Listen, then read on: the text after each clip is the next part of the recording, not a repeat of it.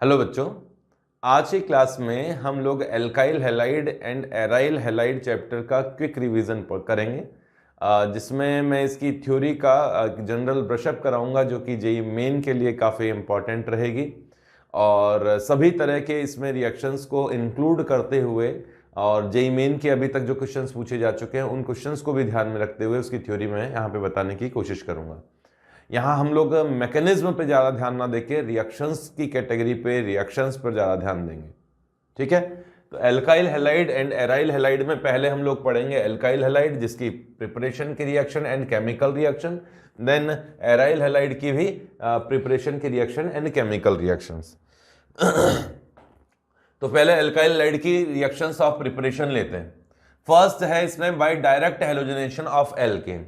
ये रिएक्शन बहुत simple reaction है और मैक्सिमम स्टूडेंट्स को ये याद रहती है कि अगर किसी sp3 कार्बन से बॉन्डेड H की रिएक्शन जो कि एल्केन में होता है, वैसे एल्कीन में भी ये रिएक्शन होती है, किसी सैचुरेटेड कार्बन पर अगर H हो उसकी रिएक्शन हैलोजन से कर दी जाए सनलाइट की प्रेजेंस में, H न्यू की प्रेजेंस में या हाई टेम्परेचर पर, तो उस केस में ये sp3 कार्बन का H रिप्लेस हो जाता है हैलोजन से, एल्काइल हैलाइड बनते हैं, साथ में HX भी बनते हैं।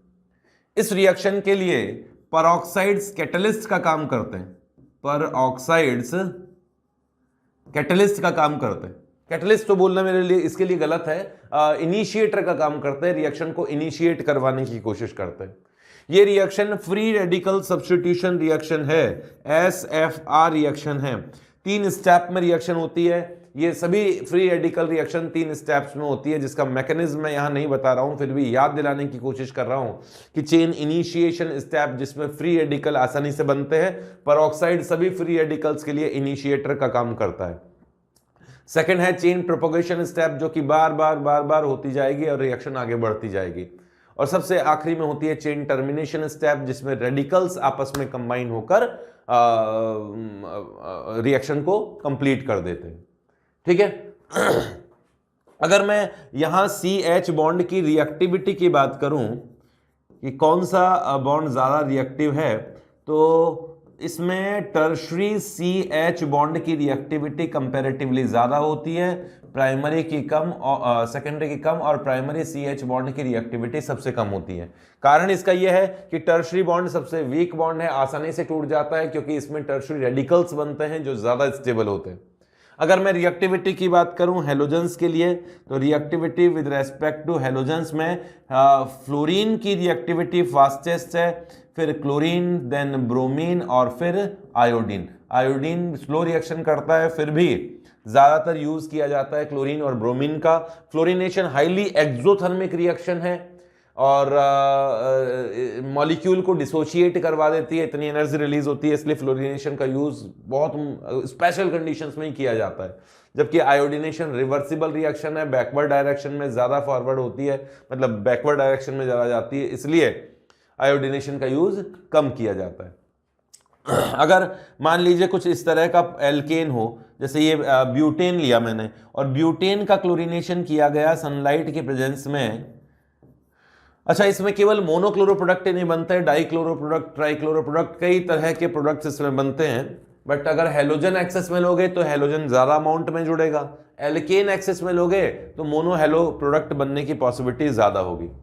ब्यूटेन में अगर हेलोजनेशन किया गया सनलाइट के प्रेजेंस में, ऐसी कंडीशन में कि मोनो हेलोजनेशन हो, तो 2 तरह के प्रोडक्ट बन सकते हैं। इन हाइड्रोजन्स को रिप्लेस करके भी क्लोरीन आके जुड़ सकता है और इन हाइड्रोजन्स को रिप्लेस करके भी क्लोरीन आकर जुड़ सकता है। तो क्लोरीन यहाँ 1 पोजीशन पर भी आके जुड़ सकता है और क्लोरीन यहाँ 2nd पोजीशन पर आकर भी बॉन्ड बना सकता है। ये 2 तरह के मोनोक्लोरो स्ट्रक्चरल आइसोमेरिक प्रोडक्ट्स बनेंगे। लेकिन अगर ऐसी सिचुएशन हो तो कायरल कार्बन को छोड़ना नहीं है। यहाँ ये कायरल कार्बन है तो इसका डेक्सोरोटेटरी एंड लीवोरोटेटरी दोनों फॉर्म्स बनेंगे। तो टोटल नंबर ऑफ प्रोडक्ट इस रिएक्शन में, मोनोक्लोरो प्रोडक्ट इसमें होंगे 3, एक तो 1 क्लोरोब्यूटेन और 2 क्लोरोब्यूटेन। ठीक है, इसमें भी मेजर प्रोडक्ट ये होता है क्योंकि आपको दिखाई दे रहा होगा कि सेकेंडरी पोजीशन से जब H निकलेगा तो सेकेंडरी रेडिकल बनेगा, जबकि प्राइमरी पोजीशन से H निकलेगा तो प्राइमरी रेडिकल बनेगा। सेकेंडरी रेडिकल ज्यादा स्टेबल है इसलिए ज्यादा अमाउंट बनता है। अगर इसी रिएक्शन को मैं और एक दो एग्जाम्पल लूं, ये एग्जाम्पल कई बार पूछा जा चुका है, जो मैंने लिखा है आइसोपेंटेन का एग्जाम्पल। इसका मोनोक्लोरिनेशन अगर किया जाए, मोनोक्लोरिनेशन किया जाए तो इसमें 4 तरह के स्ट्रक्चरल आइसोमेरिक प्रोडक्ट बनते हैं। यहाँ 1, यहाँ 2, यहाँ 3 और यहाँ 4 टाइप के स्ट्रक्चरल आइसोमेरिक प्रोडक्ट इसमें बनेंगे। वो मैं बना के दिखा देता हूँ। ये बनेंगे, ये भी मोनोक्लोरो प्रोडक्ट, एक मोनोक्लोरो प्रोडक्ट ये होगा और एक मोनोक्लोरो प्रोडक्ट ये वाला होगा। ठीक है। अगर इसमें हम बात करें कि कितने स्टीरियो आइसोमर हैं, तो देखिए यहाँ क्लोरीन जोड़ने से ये वाला कार्बन कायरल हो गया, तो इसका डेक्सोरोटेटरी और लिवोरोटेटरी दोनों फॉर्म बनेंगे। इसमें तो कायरल नहीं है कोई भी, इसमें ये कार्बन कायरल है और यहाँ एक H है, एक Cl है, एक मिथाइल है, एक आइसोप्रोपाइल है, तो इसमें भी डेक्सोरोटेटरी और लिवोरोटेटरी दोनों प्रोडक्ट बनेंगे। तो total number of structural isomeric products की बात की जाए मोनोक्लोरो प्रोडक्ट्स की, तब तो आंसर होगा 4। लेकिन अगर टोटल नंबर ऑफ प्रोडक्ट्स की बात की जाए तब आंसर इसका 6 होगा, क्योंकि इसमें 2 ऐसे स्ट्रक्चरल आइसोमर भी हैं जिसके डेक्सोरोटेटरी और लिवोरोटेटरी प्रोडक्ट्स दोनों बन रहे हैं। तो इस तरह से एल्काइल हैलाइड बन सकते हैं, मोनोक्लोरिनेशन करा दी जाए, मोनोहेलोजनेशन करा दिया जाए तो। ठीक है। नेक्स्ट एक और मेथड है जिससे सैचुरेटेड कार्बन के H को हेलोजन से रिप्लेस किया जा सकता है। जैसे रिएक्शन है, सेकंड है halogenation with sulphuryl halides SO2Cl2। ये रिएक्शन भी सेम वैसी ही है जैसे पिछले पेज पर मैंने बताई है। किसी sp3 कार्बन से H अगर बॉन्डेड हो और उसकी रिएक्शन आप SO2Cl2 या फिर SO2Br2 से करा दिया जाए, सनलाइट की प्रेजेंस में प्लस पर ऑक्साइड भी डाल दिया जाए, तो ये रिएक्शन भी SFR रिएक्शन होती है, फ्री रेडिकल सब्स्टिट्यूशन रिएक्शन होती है। और इसमें भी H रिप्लेस हो जाता है हेलोजन से। तो अभी जैसे क्लोरीन है तो क्लोरीन आ जाएगा, ब्रोमीन है तो ब्रोमीन आ जाएगा, साथ में सल्फर डाइऑक्साइड गैस बाहर निकलेगी, साथ में HX बाहर निकलेगा। ये रिएक्शन भी फ्री रेडिकल सब्स्टिट्यूशन रिएक्शन होती है। नेक्स्ट है हेलोजनेशन विद NBS।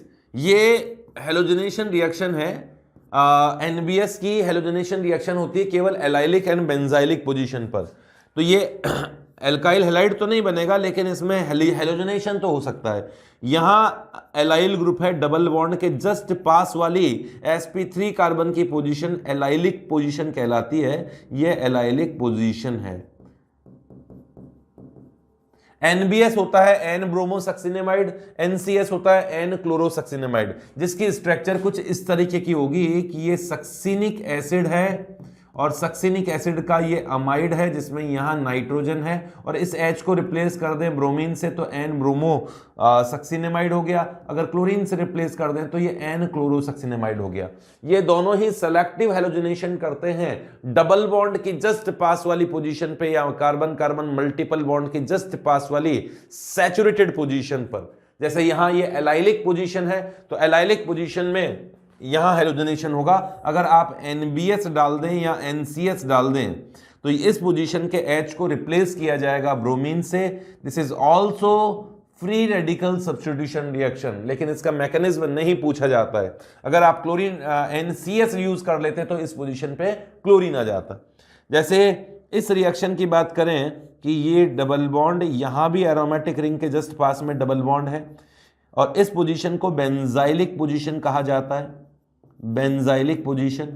तो कुल मिला के अगर आप इसमें भी रिएक्शन करोगे तो NBS और NCS स्पेशलिस्ट है एलाइलिक एंड बेंजाइलिक पोजीशन पर मोनोहेलोजनेशन करवाने के लिए। तो यहां इस पोजीशन पर ये मोनोहेलोजनेशन कराएगा और किसी तरह के सैचुरेटेड कार्बन के H को ये रिप्लेस नहीं करेगा, और यहां भी ये वाला प्रोडक्ट बनेगा। कायरल कार्बन बन गया, इसलिए डेक्सोरोटेटरी और लिवोरोटेटरी दोनों प्रोडक्ट इसमें बनेंगे।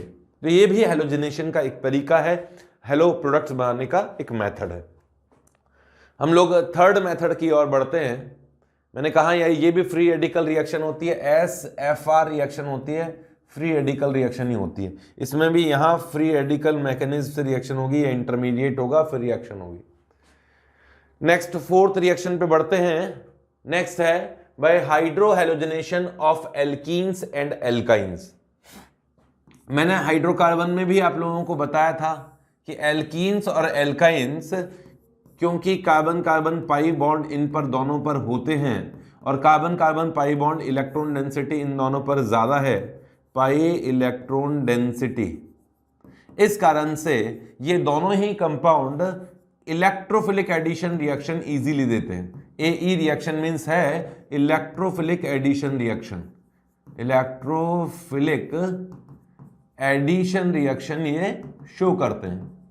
और इसमें भी यहां HX के साथ रिएक्शन किया जाए, जैसे मैंने यहां एक अनसिमेट्रिकल एल्कीन लिया है और अनसिमेट्रिकल एल्कीन पर रिएक्शन करें, HX की रिएक्शन करवा देता हूं, कॉन्सेंट्रेटेड HX है, HCl HBr जो भी है, उनकी रिएक्शन कराएं तो फर्स्ट स्टेप में H प्लस आके जुड़ेगा, सेकंड स्टेप में HX आके जुड़ेगा, X माइनस आके जुड़ेगा। एक मिनट, हमें क्या था कि फर्स्ट स्टेप में H आके जुड़ेगा, सेकंड स्टेप में X आके जुड़ेगा। तो अगर H इस पोजीशन पर आकर बॉन्ड बनाता है और X यहां इस पोजीशन पर आके बॉन्ड बनाता है, इस तरह के प्रोडक्ट्स को कहा जाता है मार्कोनिकॉफ प्रोडक्ट। और इसका रिवर्स भी हो सकता है, जिसमें H तो यहां आके बॉन्ड बनाता है और X यहां आके बॉन्ड बनाता है, इसे एंटी मार्कोनिकॉफ प्रोडक्ट कहा जाता है। ठीक है, मार्कोनिकॉफ रूल ये है, वैसे मेजर प्रोडक्ट मार्कोनिकॉफ प्रोडक्ट होता है, बट क्या बता देता हूं मार्कोनिकॉफ प्रोडक्ट किसे कहा जाता है। तो मार्कोनिकॉफ प्रोडक्ट वो प्रोडक्ट होगा जिसमें पॉजिटिव चार्ज वाला पार्ट उस पोजीशन पे जुड़े, डबल बॉन्ड की उस पोजीशन पर जुड़ जाए जहां नंबर ऑफ हाइड्रोजन्स ज्यादा हो, और नेगेटिव वाला पार्ट उस पोजीशन पर आके बॉन्ड बनाए जहां नंबर ऑफ हाइड्रोजन्स कम हो। तो यहां हेलोजन नेगेटिव है, तो ये किस पोजीशन पर आके जुड़ेगा, जहां नंबर ऑफ हाइड्रोजन्स कम है। तो ये तो है मार्कोनिकॉफ प्रोडक्ट, मार्कोनिकॉफ प्रोडक्ट, और ये है एंटी, जिसे शॉर्ट में एमपी बोलूंगा, एमपी, और ये है एंटी मार्कोनिकॉफ प्रोडक्ट। जनरली ये मेजर अमाउंट में बनता है और इसका बनने का रीजन भी ये है कि इससे ये मोर स्टेबल कैटायन से बन रहा है, इसलिए ऐसा होता है। मैकेनिज्म ये है कि फर्स्ट स्टेप में H प्लस आकर जुड़ेगा जो कि एक इलेक्ट्रोफाइल है, यहां X माइनस नहीं जुड़ सकता, यहां इलेक्ट्रॉन डेंसिटी ज्यादा है, तो इलेक्ट्रोफाइल वो स्पीशीज है जिसके पास इलेक्ट्रॉन्स कम है, तो ये इलेक्ट्रोफाइल आकर जुड़ेगा, ये इलेक्ट्रोफाइल है जो आकर बॉन्ड बनाएगा इस कार्बन कार्बन डबल बॉन्ड पर। अगर ये कॉर्नर पे जुड़ता है तो सेकेंडरी कैटायन बनना चाहिए, अगर ये बीच में जुड़ेगा, इस पोजीशन पर H प्लस जुड़ जाता है तो ये प्राइमरी कैटायन बनेगा। Obviously secondary cation more stable cation है, इस कारण से मार्कोनिकॉफ प्रोडक्ट ज्यादा बनेगा, क्योंकि इस पर जब X माइनस आकर कंबाइन होगा तो यही प्रोडक्ट बनना चाहिए। इस लेसर स्टेबल कैटायन से एंटी मार्कोनिकॉफ प्रोडक्ट बनना चाहिए। ठीक है, तो कहने का मतलब इसमें कार्बोकैटायन इंटरमीडिएट बनते हैं, ये मैं लिख नहीं रहा हूं, सारा बोल रहा हूं, कार्बोकैटायन इंटरमीडिएट्स बनते हैं, मोर स्टेबल इंटरमीडिएट का प्रोडक्ट ज्यादा अमाउंट में बनता है। इस रिएक्शन में जब इंटरमीडिएट कार्बोकैटायन है, इंटरमीडिएट इसमें है कार्बोकैटायन, C प्लस कर देता हूं, तो यहां रीअरेंजमेंट की पूरी पॉसिबिलिटी होती है, रीअरेंजमेंट इसमें पॉसिबल होता है, और मोर स्टेबल कार्बोकैटायन ही मेजर प्रोडक्ट इसमें बनाता है। ये रिएक्शन एल्कीन और एल्काइन दोनों पर होती है, बट रिएक्टिविटी एल्कीन की ज्यादा होती है,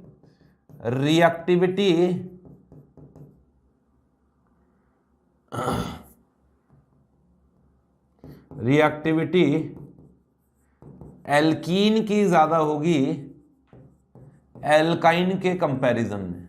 अच्छा, मान लीजिए डिफरेंट एल्कीन्स की रिएक्टिविटी की बात करें तो इनडायरेक्टली आप समझ लीजिएगा जिसका कैटायन ज्यादा स्टेबल होगा वो एल्कीन ज्यादा स्टेबल, वो एल्कीन ज्यादा रिएक्टिव होगी। ठीक है, क्योंकि फर्स्ट स्टेप में कार्बोकैटायन बन रहा है। एल्कीन पर जितने ज्यादा इलेक्ट्रॉन डोनेट करने वाले ग्रुप होंगे रिएक्टिविटी उतनी ही ज्यादा होगी। कहने का मतलब किसी भी एल्कीन पर ज्यादा इलेक्ट्रॉन डोनेटिंग ग्रुप है, कैटायन की स्टेबिलिटी को बढ़ाने वाले ग्रुप फैक्टर्स हैं, ग्रुप्स हैं, तो रिएक्टिविटी इलेक्ट्रोफिलिक एडिशन रिएक्शन की बढ़ेगी, HX के एडिशन की रिएक्टिविटी बढ़ेगी, वरना रिएक्टिविटी कम हो जाएगी। अगर HX की रिएक्टिविटी की बात करें तो रिएक्टिविटी HX के रेस्पेक्ट में HI की रिएक्टिविटी सबसे ज्यादा होती है, फिर HBr की होती है, फिर HCl की रिएक्टिविटी है, और HF तो HX से रिएक्शन करता ही नहीं है। ठीक है, इससे कुछ एग्जांपल भी ले लेते हैं। और जैसे ये वाला कंपाउंड है और इस कंपाउंड में रिएक्शन किया गया HBr की, तो यहां फर्स्ट स्टेप में H+ का एडिशन होगा कॉर्नर पर, जिससे कि ये वाला मोर स्टेबल कैटायन बनेगा। बट इसमें रीअरेंजमेंट पूरा पॉसिबल है। अगर इस पोजीशन से H अपने इलेक्ट्रॉन्स के साथ उठकर यहां आ जाए, जिसे H शिफ्ट कहा जाएगा या हाइड्रोजन शिफ्ट, हाइड्राइड शिफ्ट कहा जाएगा, तो H यहां से यहां शिफ्ट हो जाएगा तो पॉजिटिव चार्ज यहां आएगा, क्योंकि H अपने बॉन्ड के इलेक्ट्रॉन्स के साथ शिफ्ट हुआ है, तो पॉजिटिव चार्ज यहां आया, टर्शरी कैटायन बना, ज्यादा स्टेबल कैटायन बना, इसलिए रिएरेंजमेंट इसमें हो जाएगा। और इसमें जो सबसे ज्यादा अमाउंट में बनने वाला प्रोडक्ट है वो इसी कैटायन का बनेगा, तो Br इस पोजीशन पे आएगा। मेजर प्रोडक्ट ये ही होगा, ये मेजर प्रोडक्ट होगा। ठीक है, ये रिएक्शन एल्काइन पर भी हो सकती है। जैसे एल्काइन पे तो दो पाई बॉन्ड है, अगर आप 1 मोल ऑफ HBr की ही रिएक्शन कराओगे तो केवल एक ही बार मार्कोनिक ऑफ एडिशन होगा, H यहां आएगा और Br कॉर्नर पे, बीच में आना ही चाहिए, मैंने बताया था नेगेटिव वाला पोर्शन बीच में आता है, तो ये वाला प्रोडक्ट बन जाएगा। लेकिन अगर आप 2 मोल्स ऑफ HBr का यूज कर दोगे, 2 मोल्स डाल दिए मैंने इसमें, 2 मोल्स ऑफ HBr का यूज करोगे तो अगेन HBr का मार्कोनिक ऑफ एडिशन होगा और एक बार और H और Br का एडिशन हो जाएगा, तो इस तरह से जेमिनल डाइहैलाइड्स बन सकते हैं। जेमिनल डाइहैलाइड्स भी इस रिएक्शन में बन सकते हैं। जेमिनल डाइहैलाइड बनाने के और भी मेथड्स हैं, उस मेथड को मैं यहां लिख देता हूं। एक मेथड मुझे ध्यान आ रहा है, अगर किसी भी एल्डिहाइड या कीटोन की रिएक्शन PCl5 के साथ में करा दी जाए, PCl5 के बहुत सी रिएक्शंस हैं, उस केस में जेमिनल डाइहैलाइड यहां बनते हैं और POCl3 बाहर निकलता है। ठीक है, तो ये कुछ मेथड्स मैंने बताए थे जिसमें HX का एडिशन हो सकता है एल्कीन पर भी और एल्काइन पर भी, जिससे कि एल्काइल हैलाइड बनते हैं और जेम डाइहैलाइड्स भी इस रिएक्शन में बनते हैं। नेक्स्ट रिएक्शन लेते हैं बाय एल्कोहल्स। एल्कोहल्स की भी से भी कुछ रिएक्शंस ऐसी हैं जो कि रिएक्शन कराने पर HX बनता है, एल्काइल हैलाइड बनता है। ठीक है, फर्स्ट तो है इसमें HX से रिएक्शन करा दिया जाए। HX से अगर किसी एल्कोहल की रिएक्शन HX से करा दिया जाए, कॉन्सेंट्रेटेड हाइड्रोजन और हैलाइड, हाइड्रोजन हैलाइड से करा दिया जाए, उस केस में रिएक्शन होती है RX बनता है H2O, लिविंग ग्रुप बाहर निकलता है। ये रिएक्शन कुछ इस तरीके से होगी कि फर्स्ट स्टेप में H+ आके जुड़ेगा इस लोन पेयर पर और ROH2 इस तरह का बनेगा, और सेकंड स्टेप में ये वाला H2O का मॉलिक्यूल बाहर निकलेगा। मैं आपको SN1 का मैकेनिज्म बता रहा हूं, आगे SN1 SN2 के बारे में अलग से और बताऊंगा। तो कार्बोकैटायन बनेगा प्लस H2O, लिविंग ग्रुप बाहर निकलेगा और उसके बाद में X- आकर इस पर जुड़ जाएगा। कुछ इस तरह की रिएक्शन इसमें होती है। रिएक्टिविटी वही है, रिएक्टिविटी जहां भी HX आते हैं उन सभी में रिएक्टिविटी HI की सबसे ज्यादा होती है, फिर Br की, फिर HCl की और फिर HF की। तो यहां रिएक्टिविटी ऑफ HX, इसमें फास्टेस्ट रिएक्शन करता है HI, देन HBr, फिर HCl और फिर HF। यहां तक कि HF तो रिएक्शन करता ही नहीं है, और HCl भी कोई बहुत ज्यादा रिएक्टिव नहीं होता है। HCl की रिएक्शन भी बहुत मुश्किल होती है। हालांकि HCl टर्शरी अल्कोहल से तो रिएक्शन कर लेता है, क्योंकि टर्शरी अल्कोहल की रिएक्टिविटी ज्यादा होती है।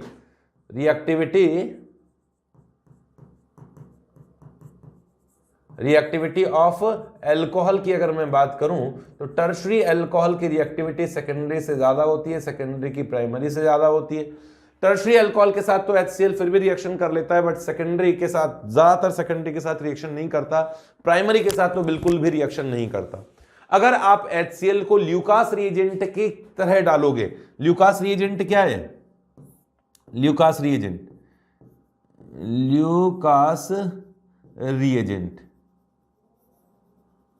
तो ल्यूकास रिएजेंट होता है anhydrous ZnCl2 plus concentrated HCl। ठीक है, ZnCl2 एनहाइड्रस होना चाहिए और कॉन्सेंट्रेटेड HCl होना चाहिए, तब तो ये सभी तरह के अल्कोहल से रिएक्शन कर लेगा, प्राइमरी, सेकेंडरी एंड टर्शरी, वरना ये टर्शरी से ही रिएक्शन करता है केवल ZnCl2 के एब्सेंस में अगर ये रिएक्शन की तो।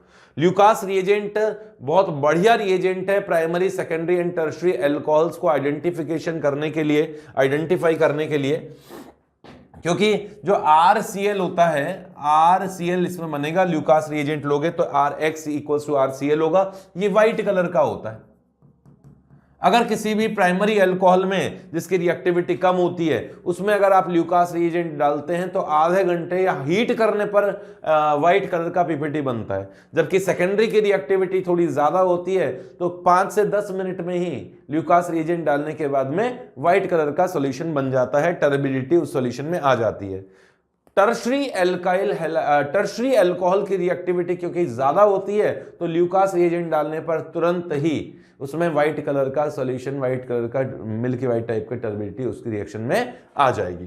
ठीक है, तो ये अल्कोहल्स की रिएक्टिविटी का एक बेसिक कॉन्सेप्ट मैंने आपको बताया था। नेक्स्ट और लेते हैं PX3 से रिएक्शन। अगर मैं अल्कोहल कुछ इस तरह का ले लूं कि ये अल्कोहल है और इस अल्कोहल के साथ में आपने रिएक्शन किया, वही HBr की रिएक्शन किया, कॉन्सेंट्रेटेड HBr की रिएक्शन किया, तो एल्काइल हैलाइड कुछ इस तरह का बनेगा, क्योंकि इस रिएक्शन में भी कार्बोकेटाइन बनता है, इंटरमीडिएट बनता है, और जिन रिएक्शन में भी कार्बोकेटाइन इंटरमीडिएट बनता है वहां रीअरेंजमेंट की पूरी पॉसिबिलिटी होती है। ठीक है, तो इसमें भी क्या होगा, फर्स्ट स्टेप में H+ आएगा, जैसे ऊपर वाली रिएक्शन में मैंने बताया अभी, तो H+ आएगा, इस OH से जुड़ जाएगा, फिर H2O as a leaving group बाहर निकलेगा और कार्बोकेटाइन बनेगा। तो यहाँ ये जो कार्बोकेटाइन बनेगा वो बनेगा आइसोब्यूटाइल कार्बोकेटाइन, जो कि प्राइमरी कार्बोकेटाइन है। इसमें अगर इस पोजीशन से H शिफ्ट होकर यहाँ आ जाए और कैटायंस में रीअरेंजमेंट की पूरी पॉसिबिलिटी होती है, तो यहाँ टर्शरी रेडिकल बना और टर्शरी रेडिकल पर Br- आकर जोड़ने से टर्शरी अल्काइल हैलाइड इसका मेजर प्रोडक्ट होगा। ठीक है, तो ये तो रिएक्शन हो गई कि अल्कोहल से भी अल्काइल हैलाइड बनाए जा सकते हैं। अच्छा, इस रिएक्शन में अगर आप हैलोजन माइनस रिएक्शन में डालोगे तो रिएक्शन नहीं होगी, इसके साथ में H+ डालना पड़ता है। नेक्स्ट रिएक्शन लेता हूं मैं, ये जो B कैटेगरी की रिएक्शन थी HX के साथ में, रिएक्शन विद अब बनाया जा सकता है अल्कोहल की रिएक्शन विद PX3 और PX5 के साथ में, PX5 के साथ में। जैसे अल्कोहल की रिएक्शन अगर PX3 के साथ में कर दी जाए, अभी बता दूंगा PX3 कौन कौन हो सकते हैं इसमें। PX3 के साथ में कर दी जाए तो अल्कोहल के 3 मॉलिक्यूल्स PX3 से रिएक्शन करते हैं और 3RX बनता है प्लस H3PO3 बनता है, H3PO3 फॉस्फोरस एसिड बनता है। ठीक है, ये रिएक्शन जो रिएक्शन है इसमें X equals to PX3 equals to PCl3 भी हो सकता है, PBr3 भी हो सकता है, यहां तक कि PI3 भी हो सकता है। इस रिएक्शन में ये PI3 भी हो सकता है। अच्छा, कहीं पर फॉस्फोरस प्लस आयोडीन डाल दिया जाए तो भी रिएक्शन करवा देना, क्योंकि फॉस्फोरस और आयोडीन भी PI3 बनाता है और रिएक्शन करवा देता है। जैसे अगर अल्कोहल में फॉस्फोरस प्लस आयोडीन डाल दिया जाए तो आप समझ लीजिएगा PI3 ही है, ये रिएक्शन करके इसे PRI में ही कन्वर्ट कर देगा। ठीक है, अगर आप अल्कोहल की रिएक्शन PX5 के साथ करें, मेनली पेंटाक्लोराइड का यूज ज्यादा किया जाता है। PX5 में ज्यादातर यूज फॉस्फोरस पेंटाक्लोराइड का किया जाता है, तो ये रिएक्शन में भी यूज किया जा सकता है। PX में X की जगह Br भी लिया जा सकता है। तो रिएक्शन कुछ इस तरीके से होगी कि X तो जुड़ जाएगा R के साथ, एक X जुड़ जाएगा H के साथ में, तो R के साथ भी X जुड़ गया, H के साथ भी X जुड़ गया और ऑक्सीजन निकल गया POX5 के X3 के फॉर्म में, इस तरीके से बाहर निकल जाएगा। मतलब दो हेलोजेंस एक R के साथ और एक H के साथ कंबाइन हो जाते हैं और एल्काइल हैलाइड इसमें बन सकता है। यहां तक कि ये जो PX5 है, PCl5, इसका तो बहुत ज्यादा यूज किया जा सकता है। PX5 के अदर रिएक्शंस में यहां बता देता हूं। Other reactions of PX5, other reactions of PX5 या PCl5 ही लूंगा इसमें तुम्हें, PCl5। तो अल्कोहल के साथ तो रिएक्शन आपने देख ही ली किस तरीके से रिएक्शन करता है। इसके अलावा अल्कोहल के अलावा ये कार्बोक्सिलिक एसिड से भी रिएक्शन करता है और रिएक्शन बिल्कुल वैसी ही होगी अभी जैसे मैंने बताई। एक Cl यहाँ इस कार्बन पे आएगा, एक Cl इस H के साथ आएगा और ऑक्सीजन POCl3 के फॉर्म में बाहर निकलेगा और एसिड हैलाइड बन जाएगा। ये बन गया acid halide plus HCl plus POCl3, ये बनेगा। ठीक है, ऐसे ही अगर सल्फोनिक एसिड की रिएक्शन भी कर दी जाए PCl5 के साथ फास्फोरस पेंटाक्लोराइड के साथ, तो सेम रिएक्शन है, ऑक्सीजन उसी तरीके से POCl3 के फॉर्म में बाहर निकलता है और यहाँ sulphonyl chloride plus HCl plus POCl3 बन जाता है। अगर इसकी रिएक्शन आप कार्बोक्सिलिक एसिड के डेरिवेटिव एस्टर से करवा दें तो भी यही रिएक्शन होती है, काफी कुछ ऑक्सीजन POCl3 के फॉर्म में निकलता है, RC≡OCl बनता है प्लस R'(Cl) बनता है इसमें प्लस POCl3 भी बनता है। ठीक है, यहां तक कि एनहाइड्राइड से भी ये रिएक्शन करता है, RC≡OCOR, ये एनहाइड्राइड है, इसमें भी PCl5 डाल दिया जाए तो O निकलेगा POCl3 के फॉर्म में और दो Cl आके जुड़ेंगे C≡OCl से, तो ये बन जाएगा प्लस POCl3 बनेगा।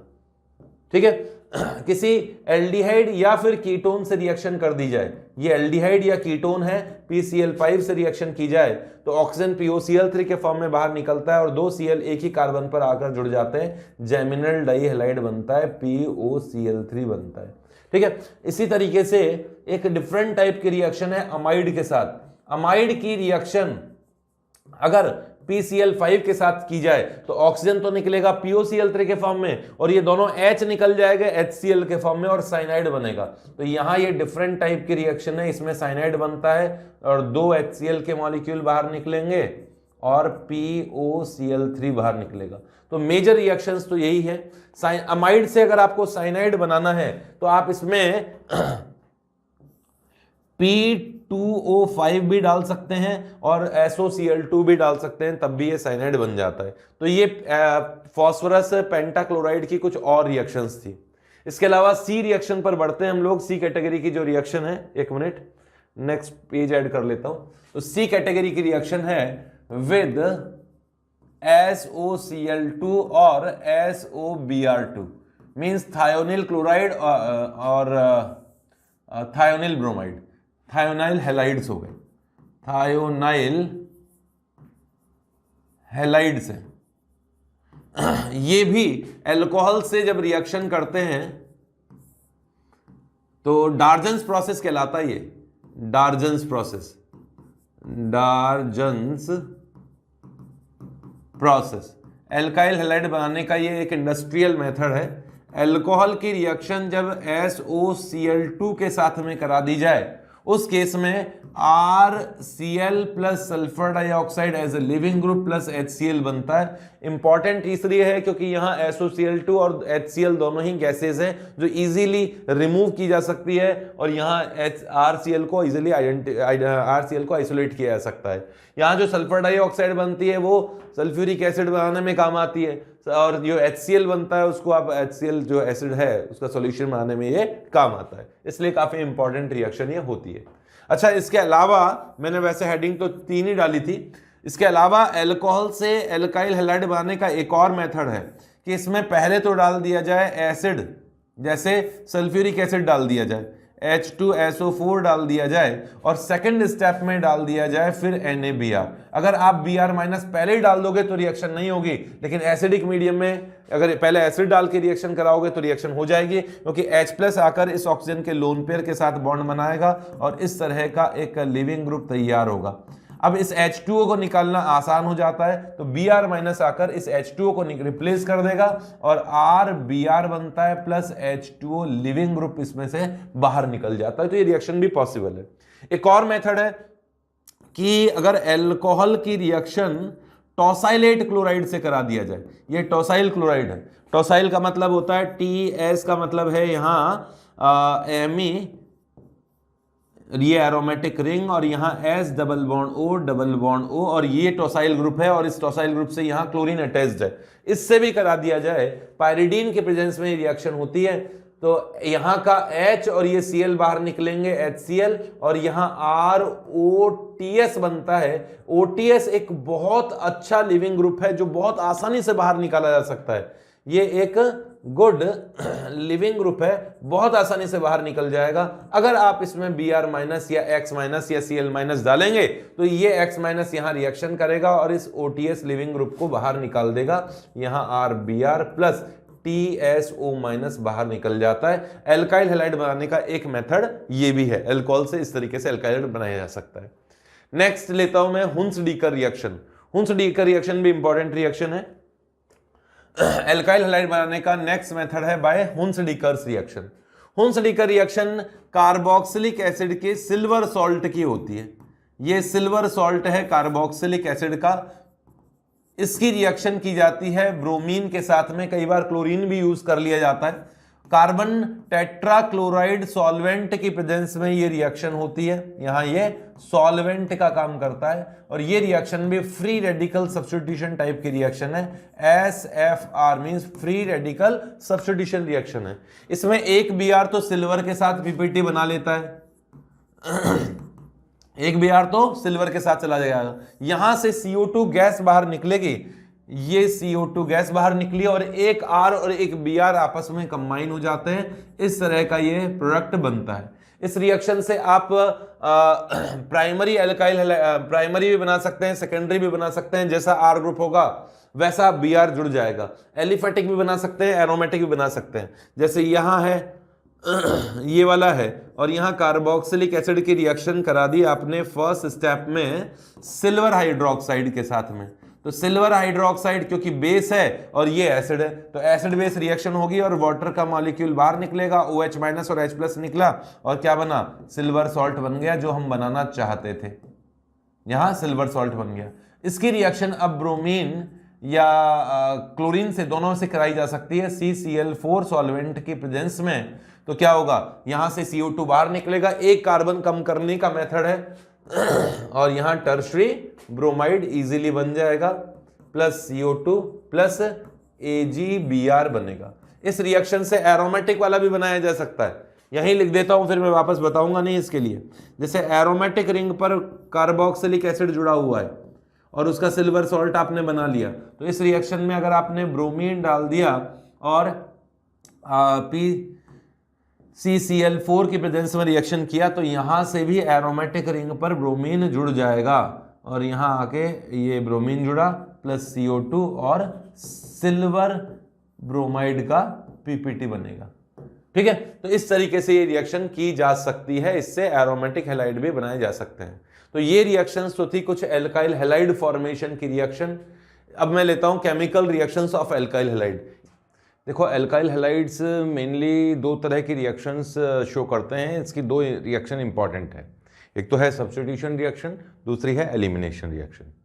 सब्स्टिट्यूशन में भी न्यूक्लियोफिलिक सब्स्टिट्यूशन रिएक्शंस देते हैं एल्काइल हैलाइड, जो दो तरह की होती है, SN1 और SN2। पहले मैं सब्स्टिट्यूशन रिएक्शन के बारे में बात करूंगा, फिर इसकी जो नॉर्मल रिएक्शंस हैं उनके बारे में बात करेंगे। ठीक है, तो पहले हम लोग बात करते हैं इसमें न्यूक्लियोफिलिक सब्स्टिट्यूशन रिएक्शंस की।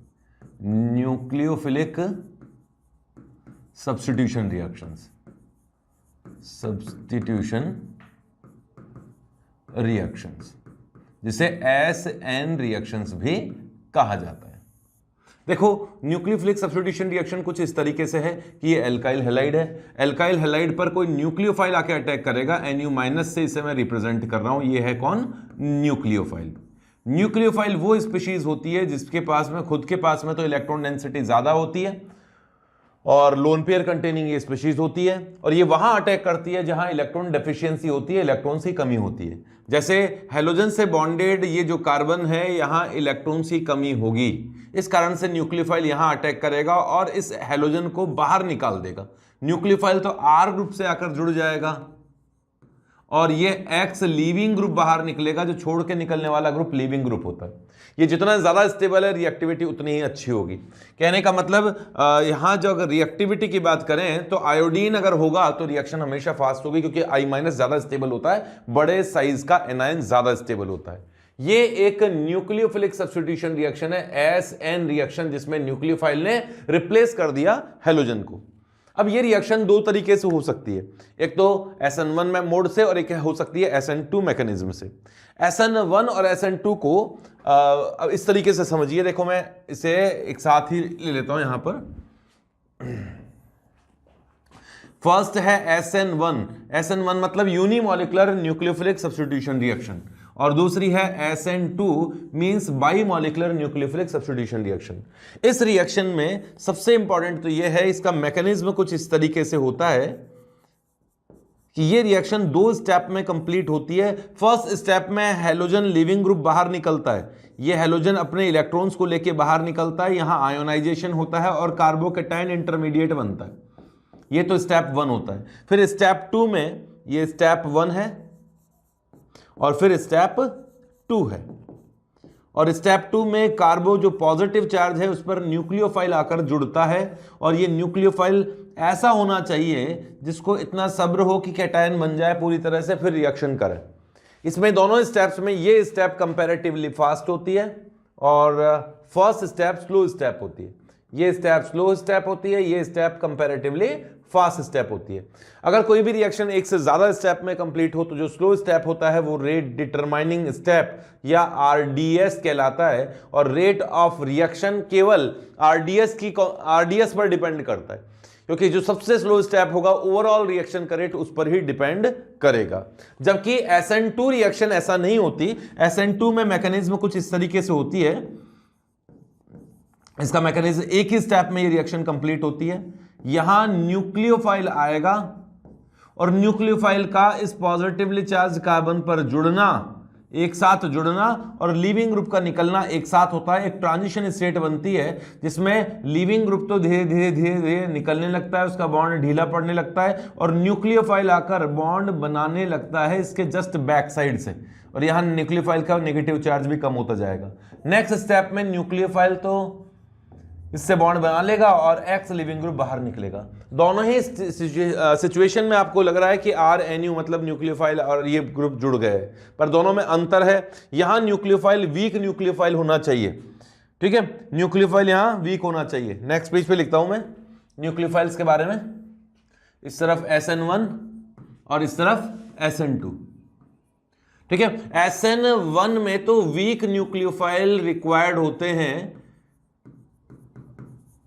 न्यूक्लियोफाइल वीक होना चाहिए, तभी तो कैटायन बनने का इंतजार कर लेता है न्यूक्लियोफाइल। लेकिन अगर स्ट्रॉन्ग न्यूक्लियोफाइल होगा तो लिविंग ग्रुप के निकलने के साथ साथ पूरी तरह से पॉजिटिव चार्ज बनेगा नहीं, उससे पहले ही अटैक कर लेगा। तो SN2 में nucleophile weak nucleophile strong nucleophile चाहिए होता है। यहां स्ट्रॉन्ग न्यूक्लियोफाइल की जरूरत होती है और स्ट्रॉन्ग न्यूक्लियोफाइल, और generally anionic nucleophile strong nucleophile होते हैं। नेगेटिवली चार्ज, जिसमें नेगेटिव चार्ज है, वो जनरली स्ट्रॉन्ग न्यूक्लियोफाइल होते हैं। कई बार न्यूट्रल न्यूक्लियोफाइल भी स्ट्रॉन्ग न्यूक्लियोफाइल की तरह बिहेव कर लेते हैं। दूसरी, इसमें कार्बोकैटायन इंटरमीडिएट बना था। इंटरमीडिएट इसमें कौन है? कार्बोकैटायन इंटरमीडिएट है, इसलिए यहां रीअरेंजमेंट पॉसिबल होता है। रीअरेंजमेंट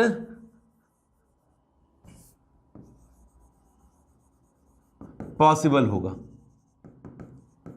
जबकि यहां कोई कार्बोकैटायन इंटरमीडिएट नहीं बना था। SN2 में केवल ट्रांजिशन स्टेट बनी थी, इसमें है ना, कोई कार्बोकैटायन नहीं बना था, केवल ट्रांजिशन स्टेट बनी थी, नो कार्बोकैटायन। जब कार्बोकैटायन ही नहीं बना तो रीअरेंजमेंट भी उसमें हो ही नहीं सकता। तो इसमें पहला डिफरेंस तो यह है कि रीअरेंजमेंट इसमें नहीं होता है, ठीक है। नेक्स्ट, अगर रिएक्टिविटी की हम बात करें तो लिविंग ग्रुप के रेस्पेक्ट में आर आई की रिएक्टिविटी ज्यादा होती है, आर बी आर की रिएक्टिविटी कम होती है, आर सी एल की रिएक्टिविटी कम होती है, और आर एफ तो एस एन रिएक्शन देता ही नहीं है, एस एन वन भी नहीं देता, एस एन टू भी नहीं देता। जबकि हम लोग रिएक्टिविटी एस एन टू की बात करें तो ये ही सेम सीक्वेंस इसमें भी आएगा कि एस एन टू रिएक्शन भी एल्काइल आयोडाइड की प्रेजेंस में फास्टेस्ट होगा, लेकिन आर एफ में ये एस एन टू रिएक्शन भी पॉसिबल नहीं है।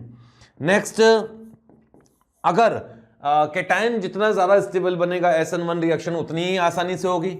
SN1 का मतलब यूनिमॉलिकुलर का मतलब होता है फर्स्ट ऑर्डर की रिएक्शन है, क्योंकि rate of SN1 reaction directly proportional to alkyl halide की कॉन्सेंट्रेशन पे ये डिपेंड करती है, न्यूक्लियोफाइल की कॉन्सेंट्रेशन पे ये डिपेंड नहीं करती, क्योंकि न्यूक्लियोफाइल सेकंड स्टेप में आया था, फास्ट स्टेप में आया था। रेट डिटरमाइनिंग स्टेप RDS में जो रिएक्टेंट आएंगे उन्हीं की कॉन्सेंट्रेशन पे रिएक्शन का रेट डिपेंड करता है, जबकि इसमें SN2 में rate of reaction alkyl halide की कॉन्सेंट्रेशन पर भी डिपेंड करती है और न्यूक्लियोफाइल की कॉन्सेंट्रेशन पर भी डिपेंड करती है। तो ये सेकंड ऑर्डर की रिएक्शन है, इसीलिए 2 लिखा जाता है, सेकंड ऑर्डर रिएक्शन, जबकि ये रिएक्शन फर्स्ट ऑर्डर की रिएक्शन है, फर्स्ट ऑर्डर रिएक्शन। ठीक है, नेक्स्ट बढ़ते हैं।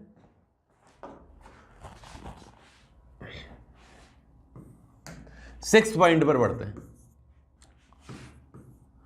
इस रिएक्शन में रिएजमेंट हो सकता है SN1 में, SN2 में रिएजमेंट नहीं हो सकता। SN1 में कार्बोकेटायन बनता है, इसलिए इसमें रैसमिक मिक्सचर बनता है। अगर कोई कायरल कार्बन पर लिविंग ग्रुप मौजूद हो तो उस केस में रैसमिक मिक्सचर बनेगा। अच्छा, रेट ऑफ रिएक्शन किस पर डिपेंड करती है उसके बारे में भी सुन लीजिए। Reactivity directly proportional to stability of carbocations होती है। कार्बोकेटायन जितना ज्यादा स्टेबल होगा रिएक्शन उतनी ही फास्ट होगी। टर्शरी कार्बोकेटायन ज्यादा स्टेबल होता है सेकेंडरी कार्बोकेटायन के कंपेयर में, प्राइमरी के कंपेयर में। ठीक है, जबकि यहां रिएक्टिविटी इनवर्सली प्रोपोर्शनल होती है स्टेरिक हिंड्रेंस के, स्टेरिक हिंड्रेंस के, क्योंकि अगर स्टेरिक हिंड्रेंस ज्यादा होगा तो न्यूक्लियोफाइल उसी स्टेप में आके जुड़ना मुश्किल हो जाएगा। स्टेरिक हिंड्रेंस से, क्राउडिंग फैक्टर से रिएक्शन स्लो हो जाती है। इसीलिए एल्काइल हैलाइड में primary alkyl halide SN2 reaction आसानी से करता है टर्शरी के कंपेयर में, जबकि tertiary alkyl halide no SN2 reaction. Tertiary alkyl halide हो तो SN2 रिएक्शन नहीं होगी। प्योर प्राइमरी एल्काइल हैलाइड हो जिसमें कोई क्राउडिंग वगैरह नहीं हो, रीअरेंजमेंट की पॉसिबिलिटी नहीं हो, उस केस में इसमें भी SN1 रिएक्शन नहीं होती है। ये कुछ बेसिक डिफरेंस मैंने आप लोगों को बताया।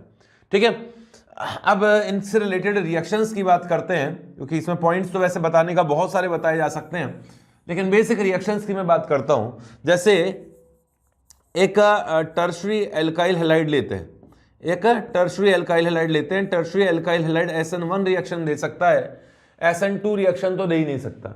इसमें स्ट्रॉन्ग न्यूक्लियोफाइल डाल दें, वीक न्यूक्लियोफाइल डाल दें, डिफरेंट टाइप के न्यूक्लियोफाइल से डिफरेंट प्रोडक्ट्स बनते हैं। जैसे इसमें मैं अगर वाटर डाल के रिएक्शन करूं तो वाटर एसीटोन लिखा हुआ मिलता है कई बार, तो ये SN1 रिएक्शन होती है जिसमें कार्बोकेटायन बनता है। और कार्बोकेटायन प्लेनर होता है, प्लेनर केटायन पे दोनों तरफ से अटैक हो सकता है जिससे रैसमिक मिक्सचर बने। जबकि SN2 रिएक्शन में हमेशा अगर कोई कायरल कार्बन होगा तो इन्वर्जन प्रोडक्ट बनेगा, क्योंकि इसमें रिएक्शन बैकवर्ड बैक साइड से होती है। लिविंग ग्रुप जिस साइड से निकलता है उसके बैक साइड से आकर न्यूक्लियोफाइल जाकर बॉन्ड बनाता है।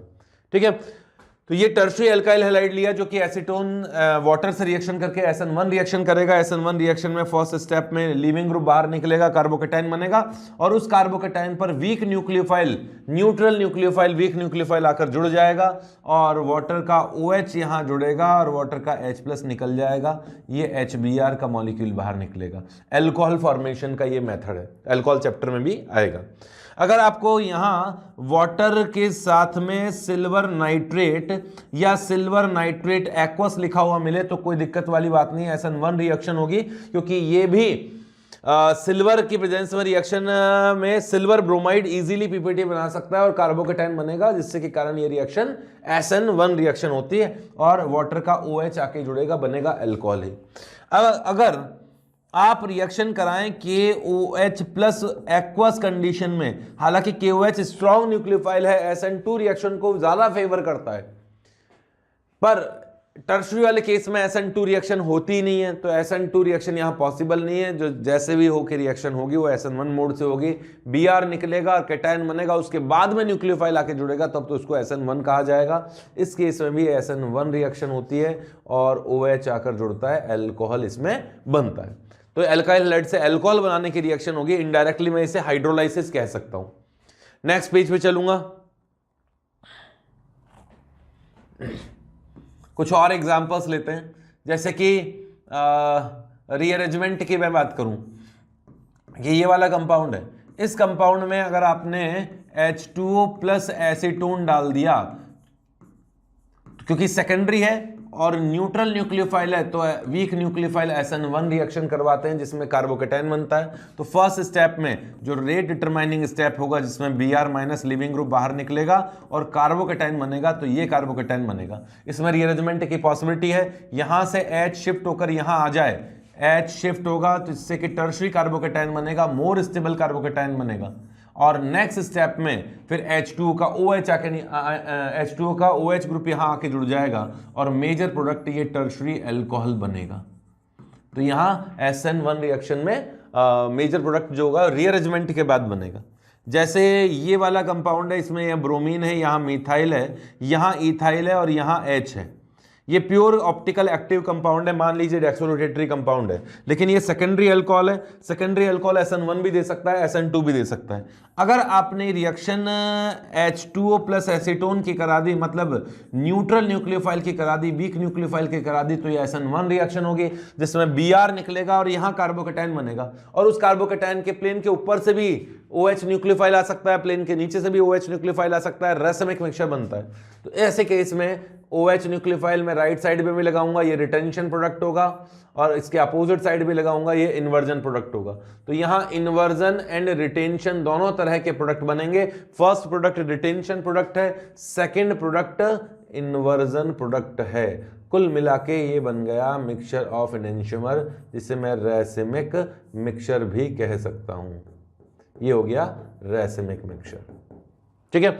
लेकिन इसी कंपाउंड में अगर आपने KOH प्लस H2O डाला होता, अभी अभी मैंने बताया था KOH H2O SN1 रिएक्शन कर रहा था टर्शरी अल्काइल हैलाइड के साथ, बट सेकेंडरी अल्काइल हैलाइड के साथ ही SN2 रिएक्शन करेगा। और अगर आप यहां वाटर की जगह DMSO डाल दोगे या पोलर एप्रोटिक सॉल्वेंट डाल दोगे, तो SN2 रिएक्शन और ज्यादा फेवरेबल होती है पोलर एप्रोटिक सॉल्वेंट की प्रेजेंस में। तो यहां इन्वर्जन होगा, जिस साइड में Br है उसके अपोजिट साइड से न्यूक्लियोफाइल आकर जुड़ेगा। ये K प्लस और OH माइनस है, आयोनिक कंपाउंड हो गया ना, इसमें अपोजिट साइड से आके जुड़ेगा न्यूक्लियोफाइल, स्ट्रॉन्ग न्यूक्लियोफाइल है। मिथाइल यहां है, इथाइल यहां है और ये H है। ओनली वन इन्वर्जन प्रोडक्ट इसमें बनेगा, इन्वर्जन प्रोडक्ट इसमें बना है, ठीक है। ये SN1 SN2 का थोड़ा डिफरेंस मैंने बताया। अब इसमें किस किस तरीके से SN1 SN2 रिएक्शंस ली जा सकती हैं, वो केस में एक साथ लेने की कोशिश करूंगा। अगर अलग अलग नेम लिखवा के मैं रिएक्शन लिखाऊंगा तो थोड़ा सा मुश्किल होगी, तो मैं एग्जांपल्स इसी में जोड़ता जाऊंगा। जैसे अब मैंने मिथाइल आयोडाइड लिया है, मिथाइल आयोडाइड क्योंकि प्राइमरी अल्काइल हैलाइड है, primary alkyl halide SN2 reaction को फेवर करता है। अगर मैं इसमें वीक न्यूक्लियोफाइल डाल देता हूं तो ये रिएक्शन करने से मना कर देगा, क्योंकि इससे SN1 रिएक्शन न कराई जाएगी, नो रिएक्शन। SN1 रिएक्शन ये नहीं करा सकता क्योंकि वीक कैटायन इसका स्टेबल नहीं है, प्राइमरी कैटायन बहुत स्टेबल नहीं होता, सेल्फ आयनाइजेशन इसमें नहीं हो सकता जैसे SN1 में होता है। तो इसमें अगर स्ट्रॉन्ग न्यूक्लियोफाइल डालो, KOH डाल दो, KOH DMSO में डालोगे तो बहुत अच्छा, वाटर में भी डाल दोगे तो भी SN2 रिएक्शन हो जाएगी और OH माइनस जाकर रिएक्शन करेगा और यहां अल्कोहल बनेगा SN2 मोड से। आप इसमें बहुत अलग अलग तरह के न्यूक्लियोफाइल डाल सकते हो, स्ट्रॉन्ग न्यूक्लियोफाइल, जैसे आप इसमें RO माइनस भी डाल सकते हो। RO माइनस यहां जाके रिएक्शन करेगा, इसे बाहर निकाल देगा। RO minus nucleophile, strong nucleophile है। MEOR ये जुड़ेगा, ये SN2 रिएक्शन है, इसे विलियमसन्स ईथर सिंथेसिस कहा जाता है। इसको मैं अलग से हेडिंग डलवा के भी लिखवा दूंगा। इसमें अगर आप NaNH2 डाल देते हैं, NH2 amide ion, NH2 minus strong nucleophile है, तो ये स्ट्रॉन्ग न्यूक्लियोफाइल यहां अटैक करेगा, इसे बाहर निकाल देगा, यहां आ गया NH2, ये भी SN2 रिएक्शन है, स्ट्रॉन्ग न्यूक्लियोफाइल अमीन इसमें बना सकता है। अगर आप इसमें सोडियम एजाइड डाल देते हैं, NaN3 डालते हैं, तो N3 मतलब azide, strong nucleophile, again SN2 reaction करेगा, एजाइड यहां रिएक्शन करेगा और N3 ये बन जाएगा।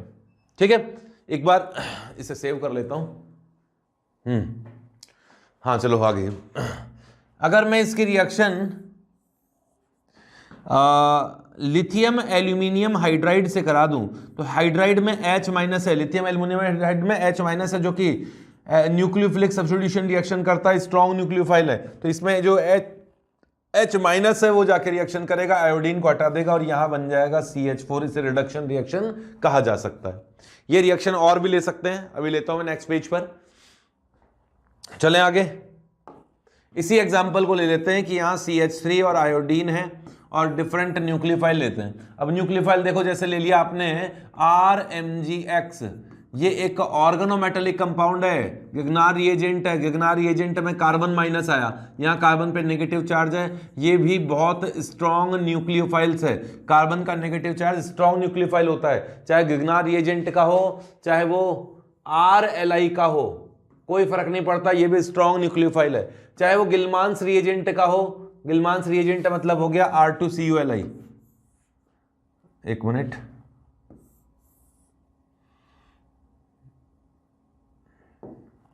R2CuLi, ये भी स्ट्रॉन्ग न्यूक्लियोफाइल की तरह ही काम करता है। इसके अलावा स्ट्रॉन्ग न्यूक्लियोफाइल की फॉर्म में आप सल्फर माइनस भी ले सकते हैं, RS माइनस हो, साथ में कोई भी नेगेटिव चार्ज हो, ये सभी SN2 रिएक्शन करेंगे, SN2 रिएक्शन करेंगे, ये भी SN2 रिएक्शन करेगा, ये भी SN2 रिएक्शन करेगा। ठीक है, और न्यूक्लियोफाइल इसमें कौन आएगा, R माइनस आके जुड़ जाएगा, तो यहां CH3 पर R माइनस आके जुड़ गया, कोई एल्केन बना, और ये जो आयोडीन है वो मैग्नीशियम के साथ बाहर निकला, यहां इस फॉर्म में बाहर निकल जाएगा। इसमें RLI, ये भी ऑर्गेनोमेटेलिक कंपाउंड है, सेम रिएक्शन करेगा, R माइनस यहाँ रिएक्शन करेगा, SN2 रिएक्शन, इसका R माइनस यहाँ रिएक्शन करेगा, आयोडीन को हटाएगा, इसमें भी R माइनस यहाँ रिएक्शन करेगा, आयोडीन को हटाएगा, और यही बनेगा। मैंने इसे आपको हाइड्रोकार्बन में भी पढ़ाया था, कोरे हाउस सिंथेसिस। यहाँ सल्फर माइनस है, सल्फर माइनस भी स्ट्रॉन्ग न्यूक्लियोफाइल होता है, ये स्ट्रॉन्ग न्यूक्लियोफाइल यहाँ अटैक करे, इसको बाहर निकाल दे, आयोडीन को बाहर निकाल दे, तो यहाँ थायो ईथर बन गया। इस तरीके से डिफरेंट टाइप की SN रिएक्शंस हम लोग करवा सकते हैं। चले आगे, तो ये प्राइमरी अल्काइल हैलाइड था, इसलिए SN2 रिएक्शन मैंने इसकी ज्यादा बताई है, ये SN2 ही करता है, SN1 रिएक्शन को ये फेवर नहीं करता है। आगे बढ़ते हैं। अगर किसी कंपाउंड पर यहां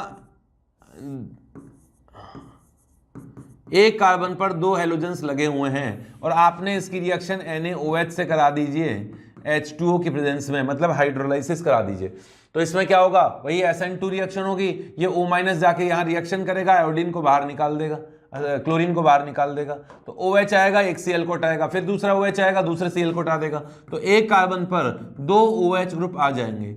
एक कार्बन पर 2 OH ग्रुप स्टेबल नहीं होते हैं, क्योंकि इनके लोन पेयर्स में रिपल्शन होता है, ये अनस्टेबल होता है, और अपने आप से H2O का मॉलिक्यूल निकाल कर अपने आप को स्टेबलाइज्ड बनाता है, स्टेबल बनाता है, और H2O का मॉलिक्यूल निकलने से ये बन जाएगा कोई एल्डिहाइड। अगर यहाँ एक और R ग्रुप होता तो कीटोन भी फॉर्मेशन इसमें हो सकता था। अगर ऐसी सिचुएशन हो कि एक कार्बन पर 3 हैलोजेंस हो, तो यहाँ भी वही बेसिक मीडियम में हाइड्रोलाइसिस कराएं तो SN2 मोड से रिएक्शन होगी, OH आएगा, Cl को निकालेगा, फिर एक और OH आएगा, Cl को निकालेगा, फिर एक और OH आएगा, Cl को निकालेगा। हालांकि इसका मैकेनिज्म थोड़ा अलग तरीके से होता है, लेकिन जिस तरीके से मैं बता रहा हूं उसे याद करना आसान है। ये भी कंपाउंड अनस्टेबल है और H2O का मॉलिक्यूल निकाल के ये भी अपने आप को स्टेबल बना लेता है। इससे भी H2O का मॉलिक्यूल निकलेगा और कार्बोक्सिलिक एसिड बनना चाहिए। अगर यहाँ बेस एक्सेस में ले लिया तो कार्बोक्सिलिक एसिड के साथ वो बेस रिएक्शन करके इसे कार्बोक्सिलिक एसिड के एनायन में कन्वर्ट कर देगा। जैसे ये रिएक्शन है और यहाँ हम लोग Br की रिएक्शन कराते हैं और मिथाइल मैग्नीशियम Br से कराते हैं, गिगनार एजेंट से कराते हैं।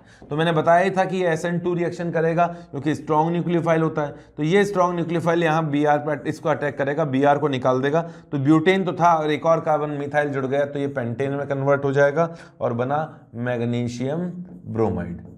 ठीक है, इस तरीके से ये कुछ न्यूक्लियोफिलिक सब्स्टिट्यूशन रिएक्शंस कर सकता है। अब इसकी रिएक्शंस को अलग अलग लेते हैं। जो मैंने सब्स्टिट्यूशन के बारे में बताना था वो तो मेजर पॉइंट तो मैंने बता ही दिए। तो फर्स्ट रिएक्शन है इसकी विलियमसन्स ईथर सिंथेसिस, अभी मैंने बताई थी। एक्चुअली इसमें रिएक्शन की जाती है किसी अल्कोहल की किसी बेस के साथ में। फर्स्ट इसकी रिएक्शन किसी बेस के साथ में करते हैं, जिसके कारण ये ऑक्सीजन का जो एसिडिक एच है वो बाहर निकले और एसिड बेस रिएक्शन से ये एल्कोक्साइड में कन्वर्ट हो जाए। एल्कोक्साइड O- एक स्ट्रॉन्ग न्यूक्लियोफाइल है, हालांकि ये स्ट्रॉन्ग बेस भी है, स्ट्रॉन्ग न्यूक्लियोफाइल है। कुल मिलाकर बेस से रिएक्शन करने का उद्देश्य भी यही था कि वीक न्यूक्लियोफाइल, न्यूट्रल न्यूक्लियोफाइल को स्ट्रॉन्ग न्यूक्लियोफाइल में कन्वर्ट कर लिया जाए। और फिर इसकी रिएक्शन किसी एल्काइल हैलाइड से की जाती है।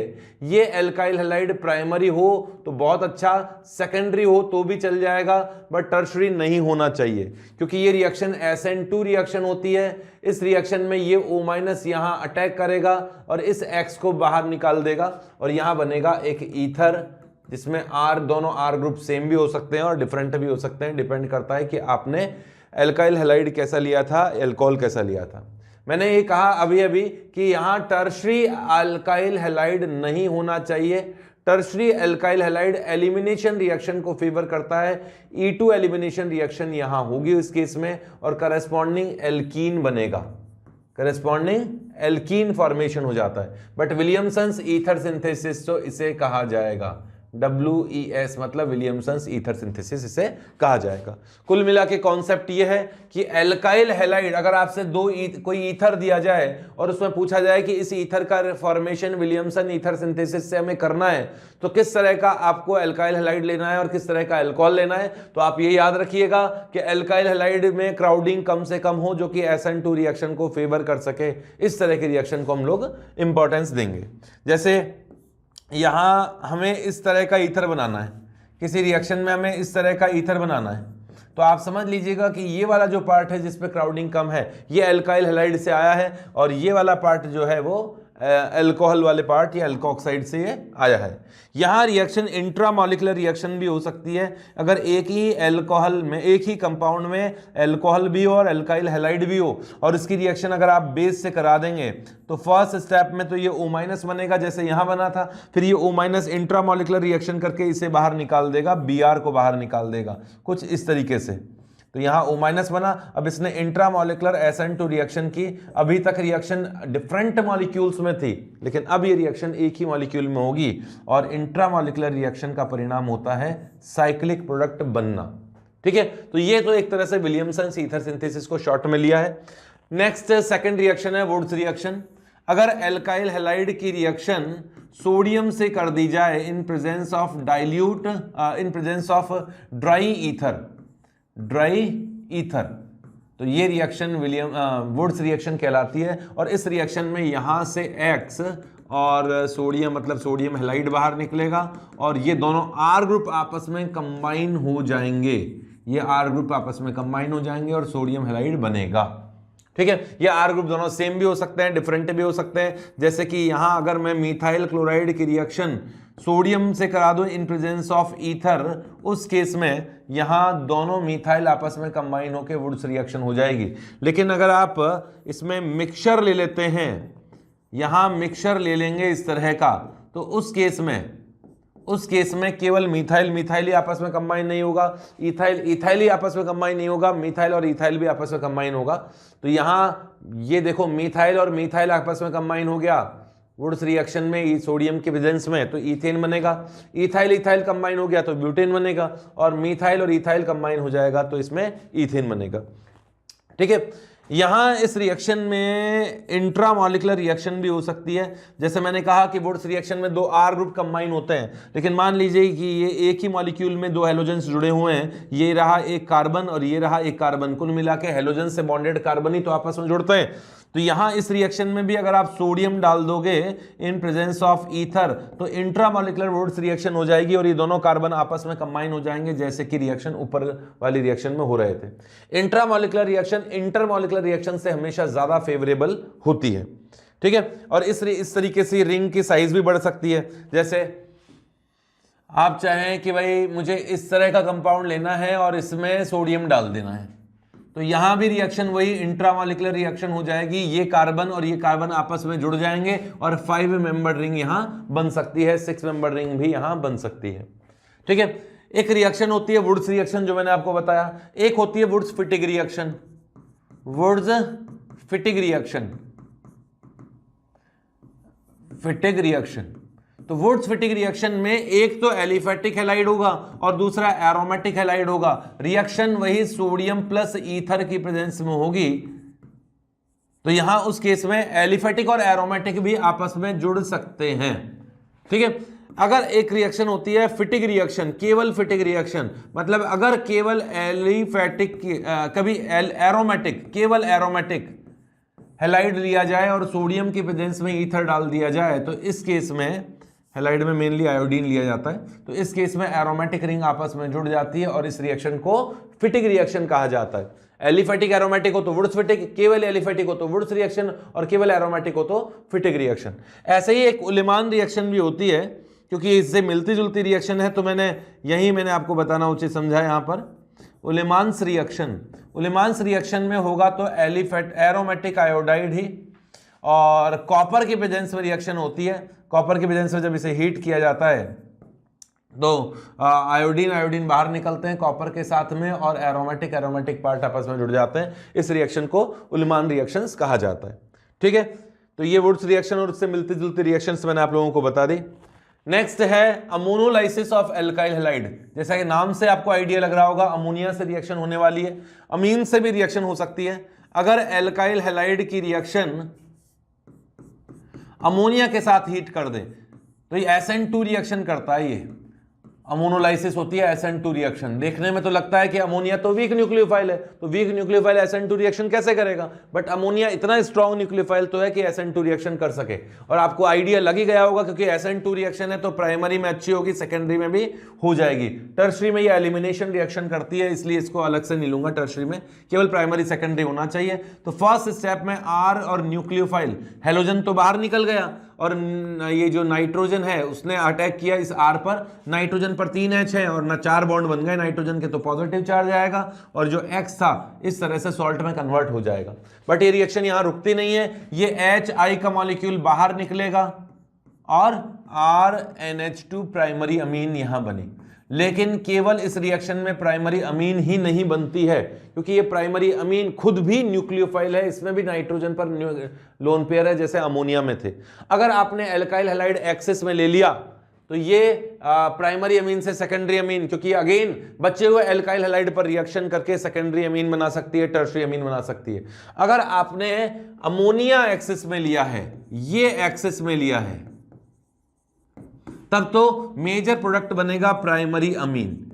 लेकिन अगर आपने मिथाइल ये एल्काइल हैलाइड एक्सेस में ले लिया तो क्वाटरनरी सॉल्ट इसका मेजर प्रोडक्ट होगा। जैसे मैं बता देता हूं कि यहां रिएक्शन, जैसे मैं तो मिथाइल आयोडाइड की रिएक्शन करके बताता हूं कि यहां ये एक्सेस में ले लिया तो अमोनिया से रिएक्शन जब करेंगे इसकी, तो अमोनिया इससे रिएक्शन करेगा, सॉल्ट बनाएगा और सॉल्ट में से एक HI का मॉलिक्यूल बाहर निकलेगा। उन दोनों स्टेप्स को मैंने एक साथ लिख दिया और प्राइमरी अमीन बनना चाहिए। ये प्राइमरी अमीन बचे हुए मिथाइल आयोडाइड पर रिएक्शन कर देगा। ये जो प्राइमरी अमीन है जिसमें यहां R = CH3 है, ये बचे हुए, ये वाला नाइट्रोजन बचे हुए मिथाइल आयोडाइड पर रिएक्शन करेगा और एक और मिथाइल आकर जुड़ जाएगा, एक और मिथाइल आकर जुड़ जाएगा। तो नाइट्रोजन पर 2 मिथाइल भी आके जुड़ते हैं, फिर ये भी अगेन रिएक्शन करें तो नाइट्रोजन पर 3 मिथाइल भी आके जुड़ जाएंगे, ट्राइमिथाइल अमीन बनेगा। और ऐसे ही फिर और रिएक्शन हो जाए, ये न्यूक्लियोफाइल भी रिएक्शन करें तो ये क्वाटरनरी सॉल्ट इसमें बन जाता है। ये डिपेंड करता है कि आपने कौन सा कंपाउंड रिएक्टेंट ज्यादा अमाउंट में लिया था। अमोनिया ज्यादा लोगे तो मेजर प्रोडक्ट ये होगा, एल्काइल हैलाइड ज्यादा अमाउंट में लोगे तो मेजर प्रोडक्ट ये होगा, क्वाटरनरी सॉल्ट इसका मेजर प्रोडक्ट होगा।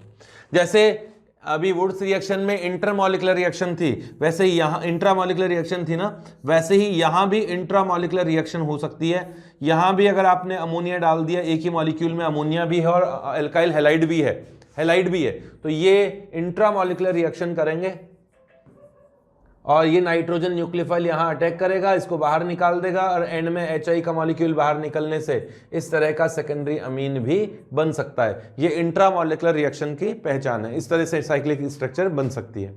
अच्छा, मैंने ये बताया कि टर्शरी एल्काइल हैलाइड का यूज नहीं करना है। अगर आपने टर्शरी एल्काइल हैलाइड का यूज में अमोनोलाइसिस किया, अमोनिया से रिएक्शन किया, अमोनिया के साथ इसे हीट किया, उस केस में यहाँ एलिमिनेशन रिएक्शन होती है, E2 एलिमिनेशन रिएक्शन होती है और परिणाम निकलता है कि कोई एल्कीन प्रोडक्ट यहाँ बन जाएगा। ठीक है, जल्दी से लिख लीजिए यहां तक। तो नेक्स्ट रिएक्शन लेते हैं। फोर्थ रिएक्शन है reaction of halogen exchange. Halogen exchange की रिएक्शंस हैं जिसमें स्वार्ट्स रिएक्शन और फिंकलस्टीन रिएक्शन मेनली पूछी जाती है।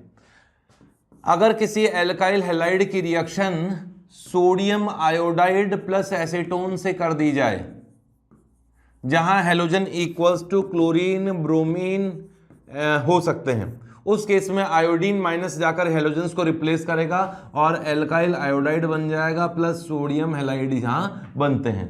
ये रिएक्शन SN2 कैटेगरी की रिएक्शन होती है और इस रिएक्शन का नेम है फिंकलस्टीन रिएक्शन। फिंकलस्टीन रिएक्शन, ठीक है। अगर किसी एल्काइल, ये डिफरेंट रिएक्शन है याद रखिएगा, एक और रिएक्शन बता रहा हूं, स्वार्ट्स रिएक्शन। अगर किसी एल्काइल हैलाइड की रिएक्शन आप सिल्वर फ्लोराइड के साथ में करवा दें एक्वस सॉल्यूशन में, तो एक्वस सॉल्यूशन में F माइनस यहां रिएक्शन करेगा और इसे बाहर निकाल देगा, जहां X equals to chlorine bromine और आयोडीन हो सकता है। इस केस में F माइनस रिएक्शन करके RF बना लेता है और सिल्वर हैलाइड बाहर निकलते हैं, सिल्वर के हैलाइड PPT में आते हैं। इस रिएक्शन को कहा जाता है स्वार्ट्स रिएक्शन।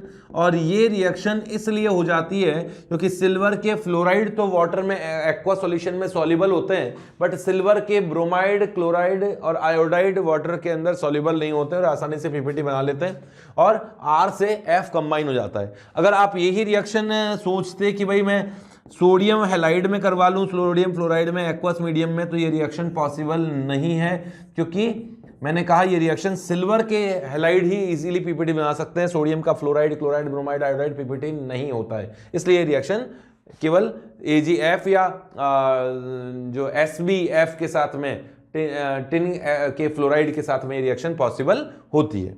नेक्स्ट रिएक्शन पे बढ़ेंगे।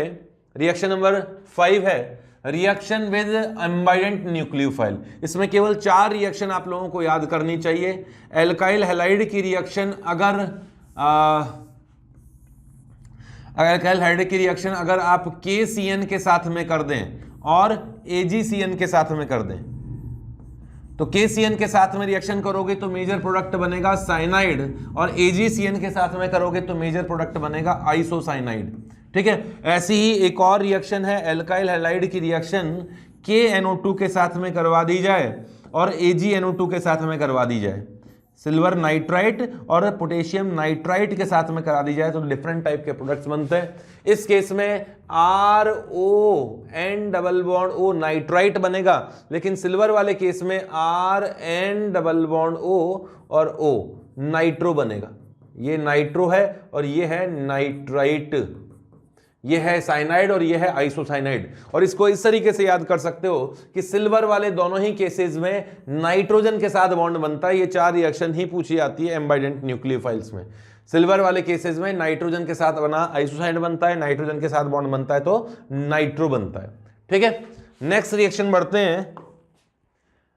6th रिएक्शन है फॉर्मेशन ऑफ ऑर्गेनोमेटेलिक कंपाउंड। जैसे गिगना रिएजेंट है उसका फॉर्मेशन यहां किया जा सकता है। एल्काइल हैलाइड कोई सा भी हो, प्राइमरी हो, सेकेंडरी हो, टर्शरी हो, किसी भी तरह का एल्काइल हैलाइड यहां लिया जा सकता है। कुल मिला के कार्बन कंटेनिंग पार्ट इसमें होना चाहिए।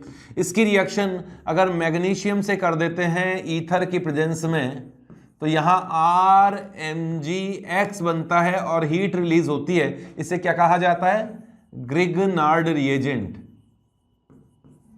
Grignard reagent. ऑर्गेनोमेटेलिक कंपाउंड्स वो कंपाउंड्स होते हैं जिसमें मेटल और कार्बन डायरेक्टली बॉन्ड से जुड़े हों। ऐसे ही अगर आप रिएक्शन करा देंगे, प्राइमरी हो या सेकेंडरी हो या टर्शरी हो, इनमें से किसी की भी रिएक्शन करा दीजिए लिथियम के साथ में, तो लिथियम से ईथर के प्रेजेंस में रिएक्शन कराएगा तो RLi बनेगा प्लस लिथियम हैलाइड बनेगा। इन दोनों ऑर्गेनोमेटेलिक कंपाउंड से आप और भी कई तरह के ऑर्गेनोमेटेलिक कंपाउंड्स बना सकते हैं, जैसे गिलमांस रिएजेंट यहां बन सकता है, कैडमियम के ऑर्गेनोमेटेलिक कंपाउंड भी इनसे बन सकते हैं। ठीक है, ये ऑर्गेनोमेटेलिक कंपाउंड हाईली रिएक्टिव होते हैं। ये खुद भी SN2 रिएक्शन दे सकते हैं, जैसा कि मैंने अभी बताया था एल्काइल हैलाइड के साथ। वही रिएक्शन में लेता हूं अभी नेक्स्ट रिएक्शन, नेक्स्ट पेज पर। 7th रिएक्शन है reaction of alkyl halide with organometallic compounds. खुद ग्रिग्नार्ड रिएजेंट और RMgX से रिएक्शन करवाते हैं। अगर किसी ऑर्गेनोमेटेलिक कंपाउंड की रिएक्शन आपने R' कर देता हूं, R'(MgX) से करा दी, या फिर R' लिथियम से करा दी, या फिर R'(2CuLi) से करा दी, ये सभी प्राइमरी और सेकेंडरी एल्काइल हैलाइड के साथ SN2 रिएक्शन दे देते हैं। और सभी के सभी में R- एज ए न्यूक्लियोफाइल काम करता है, क्योंकि मेटल से जब कार्बन बॉन्ड बनाएगा तो मेटल पे सफिशिएंट पॉजिटिव नेगेटिव चार्ज होगा जो एक अच्छी न्यूक्लियोफाइल की तरह बिहेव करेगा। तो यहां कार्बन माइनस अटैक करेगा इस कार्बन पे और इस X को बाहर निकाल देगा, पॉजिटिवली चार्ज कार्बन पे अटैक करेगा। रिएक्शन न्यूक्लियोफिलिक सब्स्टिट्यूशन रिएक्शन है, तो कार्बन का बॉन्ड यहां, तो क्या बनेगा? तीनों ही केसेस में R' वाला ग्रुप यहां आकर जुड़ जाएगा। लेकिन अगर ये एल्काइल हैलाइड टर्शरी होता तो उस केस में ये सभी के सभी ऑर्गेनोमेटेलिक कंपाउंड E2 एलिमिनेशन करके यहां करेस्पॉन्डिंग एल्कीन बनाती। अभी इस एलिमिनेशन की रिएक्शन की भी बात हम लोग करने वाले हैं। ठीक है, नेक्स्ट बढ़ते हैं reduction reaction of alkyl halide.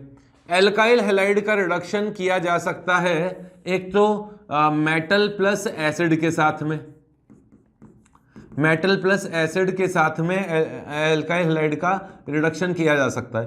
इसमें कई तरह के एसिड लिए जा सकते हैं, जिंक प्लस HCl भी यूज़ कर सकते हैं, या फिर Fe प्लस HCl भी यूज़ कर सकते हैं, या फिर sodium zinc plus acetic acid भी यूज़ किया जा सकता है। इसके अलावा भी कई तरह के मेटल और एसिड का यूज़ करें तो एल्काइल हैलाइड का रिडक्शन होगा और ये RH में कन्वर्ट होगा और मेटल के हैलाइड्स बनेंगे, मेटल्स के हैलाइड या एसिटेट वगैरह बनेंगे, मेटल सॉल्ट बनेगा।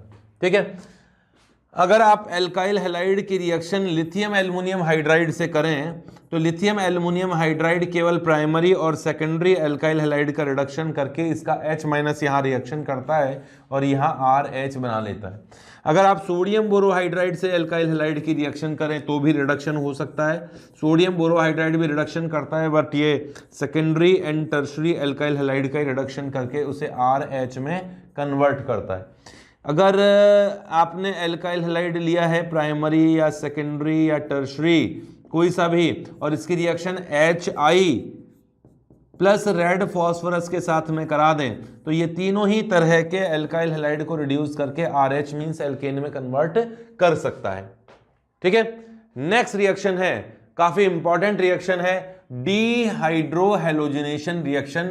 ये मैं आप लोगों को हाइड्रोकार्बन वाले सीरीज में भी बता चुका हूं। हाइड्रोकार्बन में मैंने बताया था कि एंटी एलिमिनेशन रिएक्शन होती है जिससे एल्कीन बनती है, तो इससे बहुत ज्यादा डिटेल में भी आने लेंगे, केवल याद दिलाने की कोशिश करूंगा कि जैसे ये एल्काइल हैलाइड है, इसकी रिएक्शन किसी स्ट्रॉन्ग बेस के साथ में करा दी जाए, स्ट्रॉन्ग बेस के साथ में इसे हीट किया जाए, स्ट्रॉन्ग बेस के फॉर्म में इसे एल्कोहलिक KOH लिया जाएगा, एल्कोहलिक KOH हाई टेम्परेचर पर, या NaNH2 हाई टेम्परेचर पर, या अभी आपको बताया भी था कि मैंने टर्शरी वाले केस में एलिमिनेशन रिएक्शन होती है ग्रिग्नार्ड रिएजेंट के साथ या लिथियम एल्युमिनियम हाइड्राइड के साथ, वो सभी इसी तरह की रिएक्शन है।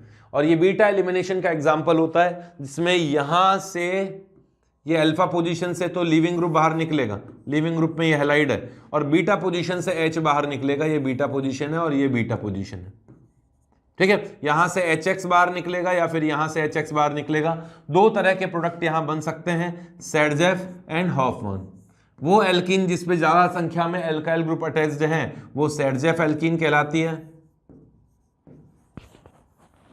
सैडजेफ एल्कीन कहलाती है, और जिस पर नंबर ऑफ एल्काइल ग्रुप कम है वो हॉफमैन एल्कीन कहलाती है, हॉफमैन एल्कीन्स कहलाती है। मेजर प्रोडक्ट जनरली इसमें सैडजेफ एल्कीन होता है क्योंकि ये ज्यादा स्टेबल होता है। बट कुछ सिचुएशन ऐसी भी आती हैं कि अगर आपने बेस जो अल्कोहल लिया है वो बड़ी साइज का ले लिया, बहुत बड़ी साइज का ले लिया, स्टेरिक हिंड्रेंस उसको ज्यादा फील होता है, तो वो हॉफमैन प्रोडक्ट भी मेजर बना सकता है। ये रिएक्शन E2 कैटेगरी की रिएक्शन है, और E2 कैटेगरी की रिएक्शन एंटी एलिमिनेशन रिएक्शन होती है, एंटी एलिमिनेशन रिएक्शन होती है। मैं आपको बता चुका हूं एलिमिनेशन में, एंटी एलिमिनेशन में, कि लिविंग ग्रुप और बीटा H एक साथ दोनों बाहर निकलते हैं अपोजिट साइड से, और एक ट्रांजिशन स्टेट के थ्रू ये रिएक्शन होती है। हाइड्रोकार्बन का पोर्शन देखना, उसमें मैंने ये बताया था। तो एंटी एलिमिनेशन में जैसे एक एग्जांपल देके भी बता देता हूं कि यहाँ एल्काइल हैलाइड है कुछ इस तरह का, यहाँ मैग्नीशियम है, मिथाइल है, और यहाँ H है, और यहाँ Br है और यहाँ H है। तो यहाँ का H निकलेगा, यहाँ का Br निकलेगा। एल्कोहलिक KOH के साथ जब इसके आप रिएक्शन कराओगे तो यहाँ से HBr का मॉलिक्यूल निकलेगा और करेस्पॉन्डिंग एल्कीन यहाँ बन सकता है।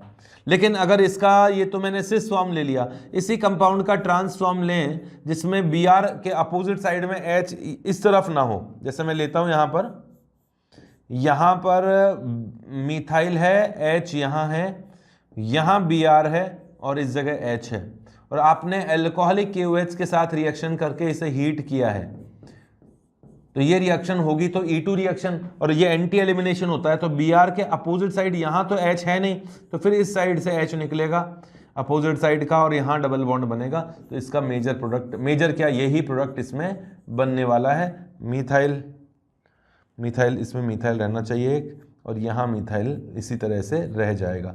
ये मेजर प्रोडक्ट यहाँ बनेगा।